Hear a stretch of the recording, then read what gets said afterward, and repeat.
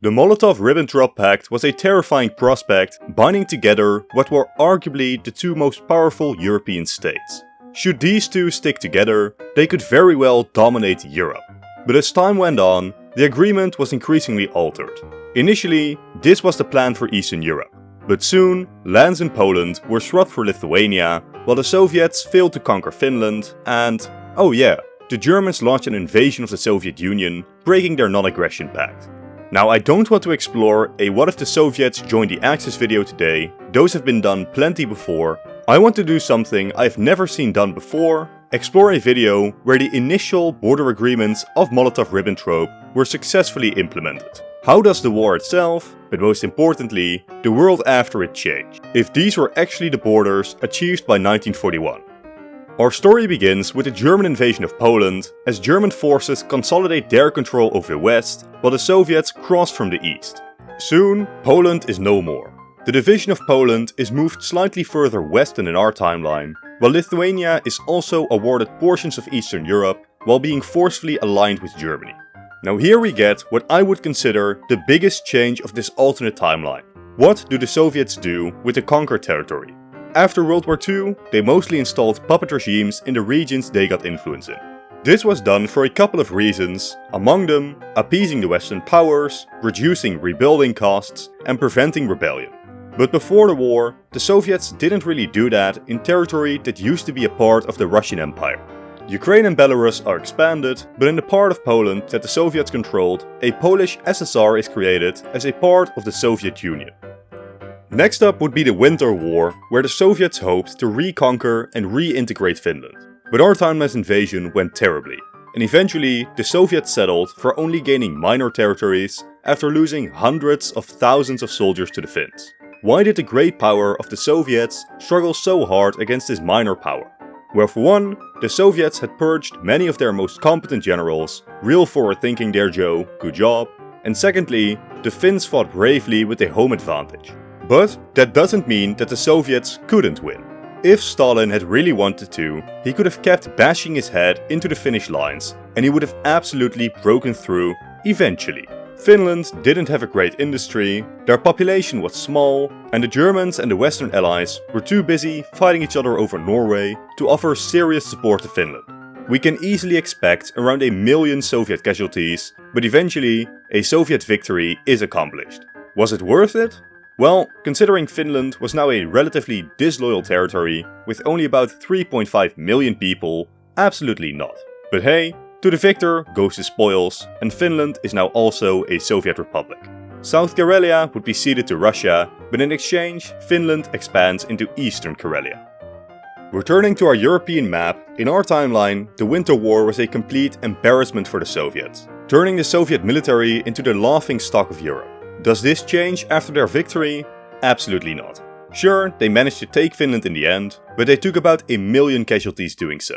In contrast, Germany, in conquering most of Europe, didn't even take half of that. But hey, victory is victory, and the Soviets keep going. Next up, Estonia and Latvia are seized by the Soviets, while Bessarabia is demanded and integrated into the Soviet Union. With this, the original borders of the Molotov-Ribbentrop Pact have been accomplished. Sorry for the quick intermission, but by far most of you aren't subscribed. To keep up to date with the 2 videos I release every single week, consider doing so. Thank you. But while the Soviets were playing around in Eastern Europe, what were the Germans up to? Oh my. It seems like most of Europe is now under German control, and the Germans were now making preparations for Operation Barbarossa, the invasion of the Soviet Union. And it very well could be even more devastating than in our timeline, with German attacks from Romania and Lithuania threatening to completely envelop the Soviet center, in a maneuver that Reddit could only dream of. The German advance is completely devastating for the Soviets, with Leningrad, the Caucasus, and even Moscow coming under very serious threat. But in terms of the long-term war, little is changed. The Soviets still try to push everything they could east, attempting to regroup and rebuild for after the winter is over, while American Lend-Lease is slowly coming online to help the Soviets out. The Germans have little hope for a long-term victory, as in terms of the large-scale balance of power, the Soviets are roughly as strong as they were in our timeline. Meanwhile in the Pacific, the Japanese still Pearl Harbor the Soviets, dragging Washington into the war as well, causing the entirety of the American industry to dedicate itself to one thing: destroying Germany. Now, you all know the story of World War II in Europe, and that isn't much changed. The Soviets begin to push the Germans back, the Western Allies land in southern Italy and France, and before you know it, the Germans are defeated. The Soviets have pushed far less into Germany, failing to conquer Berlin, but this wouldn't actually change the occupation lines too much. Those were already largely agreed upon way before the war was actually over. But don't think that the borders of Europe will be the same in this timeline. But more on that later, as on the other side of the world, the Japanese are still causing havoc, and even the small delay in the European war could easily have major effects on the conclusion of the Asian theater. By 1945, the Japanese had accepted that they weren't going to win, but they were still fighting on to prevent unconditional surrender. Now, I don't think that the nukes by themselves were the deciding factor in the Japanese surrender, considering that apart from the nukes, the Japanese were also facing setbacks on every front, most importantly with the Americans dominating the seas and the Soviets invading Manchuria and Korea. With a delay in the conclusion of the European war, the Soviet invasion would also be delayed. But I still believe that Japan would surrender somewhere before the end of 1945. This fact is absolutely crucial, since it means that the Soviets aren't a part of the Asian war at all. A united, capitalist Korea is set up, but most importantly, the Soviets cannot give Manchuria to the communists. And this could very well change everything for the Chinese Civil War. The Soviets giving over Manchuria and the Japanese equipment found there to the communists led to the nationalists attempting an invasion of the province, which went horribly, and set up for a full communist victory in the war. With instead of the Soviets, the Americans and the nationalists marching into Manchuria, the communists are in a pretty bad position to win the Civil War. So, the Civil War, as we know it, never happens. Instead, the communists and the Kuomintang, forced by the Americans and the Soviets, form a united coalition government. Mao, realizing the risks of resuming a civil war, agrees to this proposal. But immediately, I must admit that I have no faith in this coalition government lasting. Chiang Kai-shek, the leader of the nationalists, didn't trust the communists at all. Whenever the worst of the post-war chaos was over, Chiang would betray the communists and form a unitary government again. You may expect Stalin to intervene, but more than likely, he barely cares. Chiang's nationalist China isn't a Soviet ally, but they also don't like the Western powers. Stalin also personally distrusted Mao and liked Chiang much more. But following the betrayal of the communists, China likely becomes quite unstable after the war. The nationalists had completely mishandled it, even flooding their own territory to handle the Japanese invasions, while the communists, with their lofty promises of progress and their impressive military records, were quite popular. Just like how the Republicans were once the bane of the Qing Empire, the communists would become the bane of the nationalist government. The Civil War as we know it of our timeline, with front lines and major pushes, doesn't occur.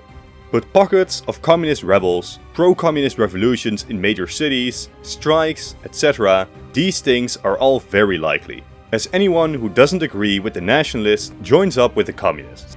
All in all, I predict China to struggle their way through the Cold War.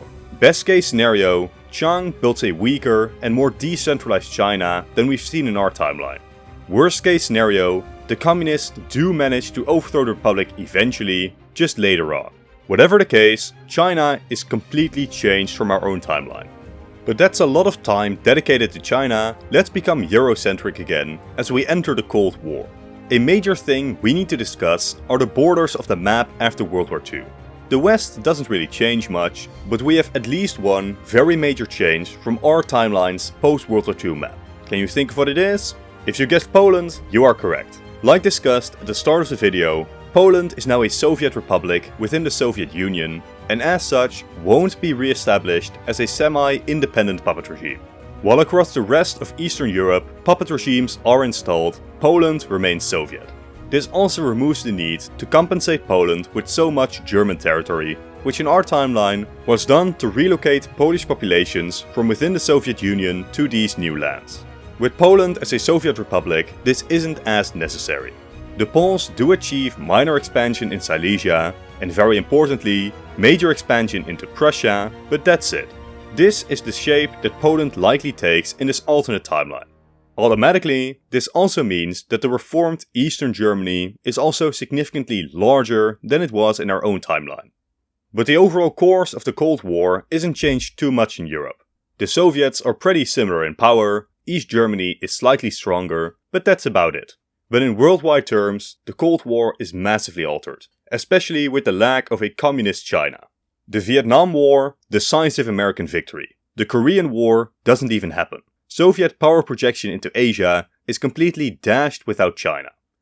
But I don't want to go into too much detail into the Cold War, since it's all boring politics, and at the end of the day, with the Soviets even weaker than in our timeline, their flawed system would eventually cause their demise. What I think is way more interesting is the end of the Cold War, when the Soviets collapse. In this alternate post-Cold War world, Europe is completely changed. First off, German reunification is slightly more controversial, considering the larger Germany it would create. But still, for the most part, Germany is just Germany, but bigger. The bigger changes we find in Eastern Europe. First, Finland, which quite possibly got the worst deal in this alternate timeline. Rather than being a wealthy, developed economy, they emerged from the Cold War as a slightly larger, but way poorer nation. Poland, in the same vein, is now not just a former Warsaw Bloc state, they're a former Soviet republic. This could have devastating consequences for Eastern Europe, since Poland is practically the key to the region. If Poland acts like the Baltic states and tries to integrate into the Western world when NATO and the EU expand, Europe is mostly the same as in our timeline. But if Poland follows the model of Ukraine and Belarus, initially remaining in Russia's orbit, EU and NATO expansion completely miss out on the Baltics, since adding them to a military alliance while being completely surrounded is probably a bad idea. Since this is the more interesting route, this is what we will go with. And this is essentially the best case scenario that post-Soviet Russia could have wished for, as there are now many more states between the West and Russia. Now this doesn't mean all of these states would willingly align themselves with Russia, especially the Baltics, but do you want to hear a terrifying statistic? In both Estonia and Latvia, 35% of the population is Russian, and both are some of the weakest European states. If any Russian president gets expansionist tendencies, these two would be the very first to fall to Russian aggression. Now it's impossible to predict the alternate politics of all of these new states, but the bottom line is this. Russia now has a significantly better position than what they had in our own timeline, all because the original Molotov-Ribbentrop Pact was followed all those decades ago. Now obviously, the changes of this timeline ripple on in a way that I could talk hours about. Asia is completely unrecognizable in ways I cannot even predict without a communist China, North Korea or communist Vietnam. Not to mention the cultural changes that the lack of wars like Vietnam would have on America. America in this alternate timeline is likely even more adventurous and even more confident in their abilities, since the Soviets were far less of a worldwide threat during the Cold War. China is also likely far weaker in this alternate modern day, rather than the great power they are becoming. On the world stage, the Americans stand mostly uncontested, apart from Russia, which still pretends to be a great power within their own post-Soviet sphere. But with this image in your mind, I will end this video. Thank you all for watching, consider leaving a like and a comment to support the content, and subscribe for 2 more videos every single week. To continue watching, click on one of the 2 videos on screen now. Again, thank you all for watching, and goodbye.